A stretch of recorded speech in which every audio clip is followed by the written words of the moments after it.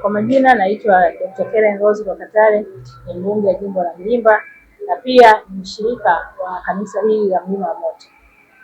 Leo nimekuja kutoa shukrani zangu za dhati kwa Mwenyezi Mungu na kwa kanisa langu na kwa wachungaji zangu wote, kwa sababu walikuwepo kwenye ushindi wangu wa kishindo niliyoshinda nafasi ya ubunge kwenye jimbo lile la Mlimba kule Morogoro. Kuhusu tamasha hili, namshukuru Mungu kwa ajili haya ni maono ambayo tunaendelea nayo tangu alipotutoka mwanzilishi wa kanisa hili, mbeba maono wa kwanza Dr. Gertrude Rwakatare.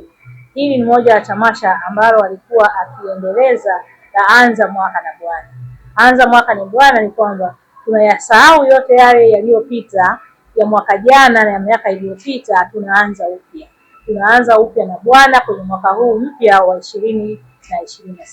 Ndiyo ndugu zanguni, ninawasihi kwamba tukiomba, tunaomba kwa Mungu kwamba tubarikiwe. Tunaomba kwa Mungu ili tupate vitu vizuri. Lakini pia na sisi tuna wajibu wa kuamka, tusijibweteke. Tuamke twende tukafanye kazi. Tuamke twende tukafanyie kazi lile ombi tunaloliomba.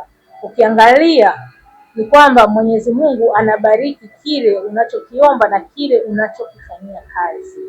Mimi kama mimi ningependa kuwasihi vijana wenzangu waendelee kwanza, kama walikuwa hawaheshimu wazazi wao, waanze kuwaheshimu wazazi wao, kwa sababu wanasema mzazi wako ndiye Mungu wako wa pili hapa duniani.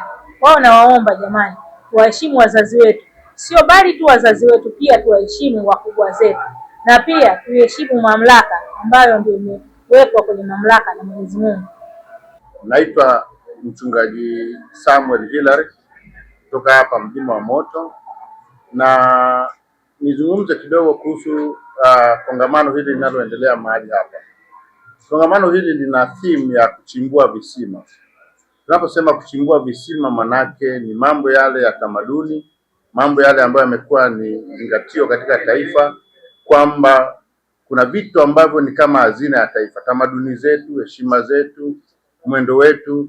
Kwa hiyo Biblia inapozungumza juu ya kuchimbua visima, ina maana ya kwamba turejeshe zile tamaduni zilizo njema zenye kuleta mafanikio na tija kwa ajili ya maendeleo ya nchi yetu. Lakini pia wale watu ambao walikengeuka, walirudi nyuma, basi wamrejee Mungu, maana Mungu ni kila kitu katika mambo yote. Kwa hiyo tunawakaribisha watu wote waweze kuwepo katika siku hizi 8 za kongamano la Anza Mwaka na Bwana lenye theme ya kuchimbua visima. Kwa kufanya vile tutakuwa tumemheshimu Mungu na tumeanza vizuri, maana usipoenda na Mungu mambo hayawezi kufanya.